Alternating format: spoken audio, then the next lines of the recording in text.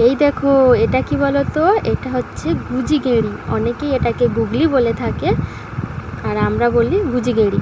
তো দেখো, আমি কিন্তু পুকুর থেকে এখনই তুলে আনলাম গুজি গেঁড়ি। গুজি গেঁড়ি রান্না একবার খেলে মাছ মাংসকেও কিন্তু হার মানাবে। মাছ মাংস ভুলে গিয়ে সবাই কিন্তু এই গুজি গেঁড়ি রান্নায় পছন্দ করবে।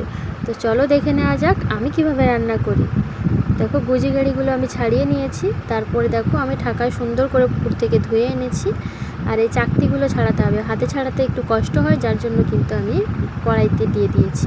কড়াইতে দিয়ে কিন্তু গরম তাপ পেলেই চাকতিগুলো এমনি উঠে যাবে। আর দেখো, একটা জল বেরোচ্ছে ওর থেকে। তো এটা আমি নাড়াচাড়া করার পর কড়া থেকে একটা ঢাকায় করে ছেঁকে নেবো, দিয়ে চাকতিগুলো সুন্দর করে বেছে নেবো। আমি যেহেতু দেখো খুলে যাচ্ছে, পরিষ্কার করে বেছে নিয়েছি আমি গুজি গেঁড়িগুলো।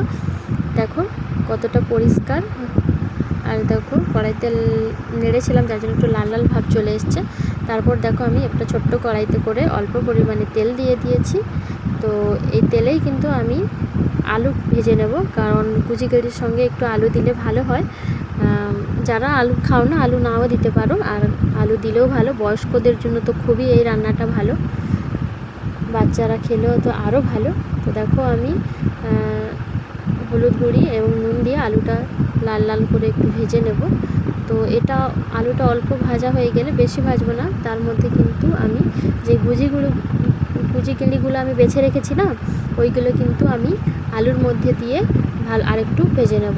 তো দেখো, আমি আলুর মধ্যে ওই গুজি গেঁড়িগুলো আমি দিয়ে দিলাম। তারপর আমি এটাকে সুন্দর করে লাল লাল করে ভেজে নেওয়া। আর দেখো, থালাতে অনেকগুলো ছিল, সেগুলো আমি এই যে দিয়ে দিচ্ছি।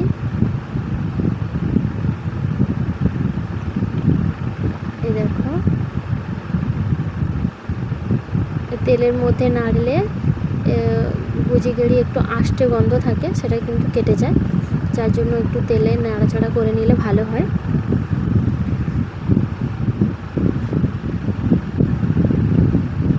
এই দেখো, লাল লাল করে আমি ভেজে দিচ্ছি গুজি গেঁড়ি আর আলু।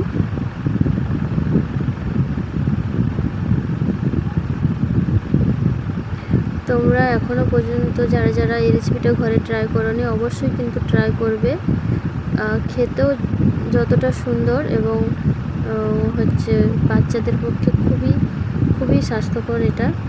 এই দেখো, আমি এটা বানানোর জন্য নিয়ে নিয়েছি পেঁয়াজ বাটা, আর হচ্ছে আদা রসুন বাটা, আর টমেটো একটা কেটে নিয়েছি। আমি পেঁয়াজ, আদা আর রসুন একই সঙ্গে বেটে নিয়েছিলাম। তোমরা চাইলে আলাদা আলাদা করেও বেটে নিতে পারো। তারপর দেখো, আমি কড়াইতে তেল দিয়ে দিলাম।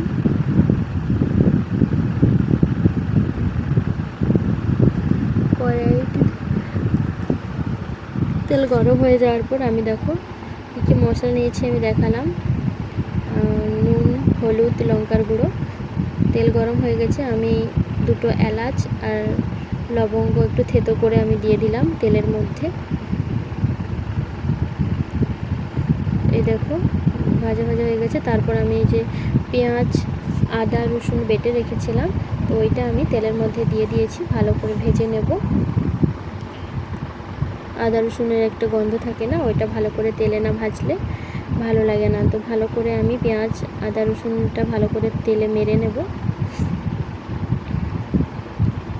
অল্প আঁচে নাড়িয়ে নাড়িয়ে কিন্তু মশলাটা আমি করব।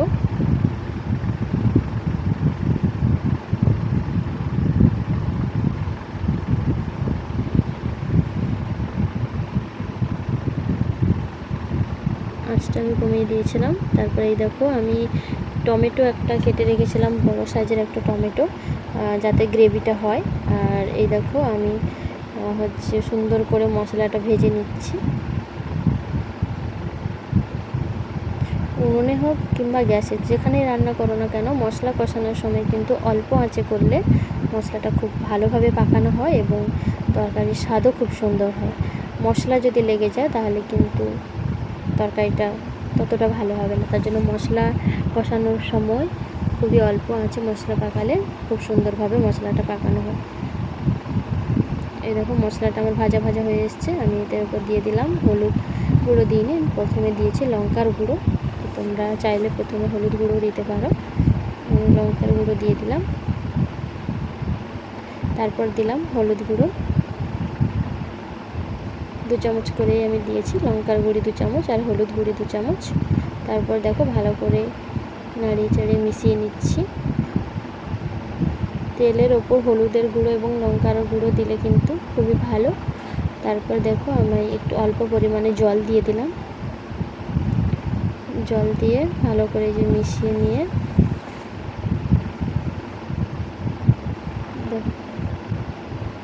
অল্প আঁচে আমি খুব সুন্দর করে মশলাটা পাকিয়ে নেব।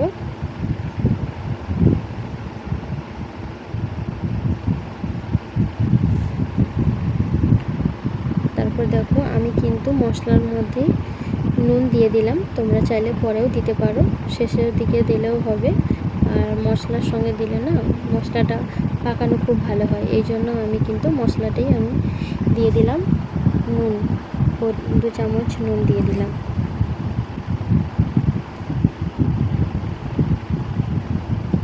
এই দেখো অল্প আঁচে আমি মশলাটা কষিয়ে নিচ্ছি।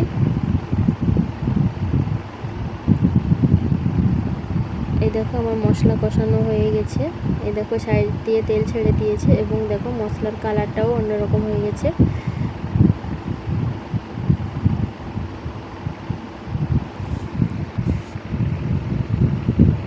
অল্প আঁচে একটু ধৈর্য ধরে মশলা কষালে কিন্তু খুবই সুন্দর কালার হয়। তো এই দেখো সাইড দিয়ে কত সুন্দর তেল ছেড়ে দিয়েছে, আমি যাতে লেগে না যায় কিন্তু বারবার খুন্তি দিয়ে নাড়িয়ে রেখেছি।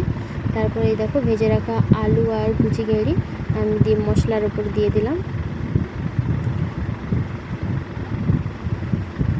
তারপর ভালো করে নাড়াচাড়া করে মিশিয়ে নেব।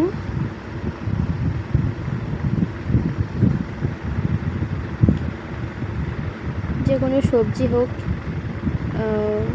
মাছ হোক, মাংস হোক, যাই হোক না কেন, রান্না করার সব মশলার মধ্যে কিন্তু ওইটা দিয়ে নাড়াচাড়া করলে খুব ভালো হয় কষানোটা।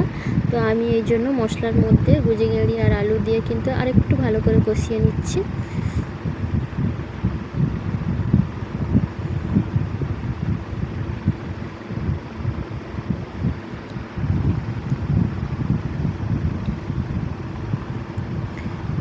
এই দেখো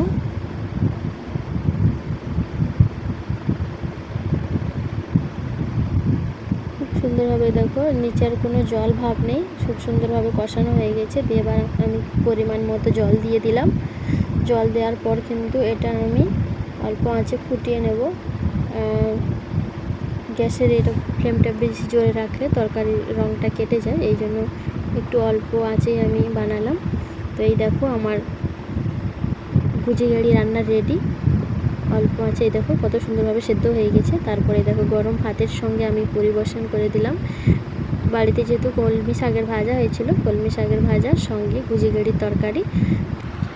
তো সবাই বাড়িতে একবার অবশ্যই বানিয়ে খেও, আশা করি তোমাদের সবার ভালো লাগবে। বাচ্চা থেকে বুড়ো সবারই এটা খুবই উপকারী আর খেতেও খুব সুন্দর। ভিডিওটি যদি ভালো লেগে থাকে সবাই লাইক কমেন্ট শেয়ার করে পাশে থাকবেন। টাটা।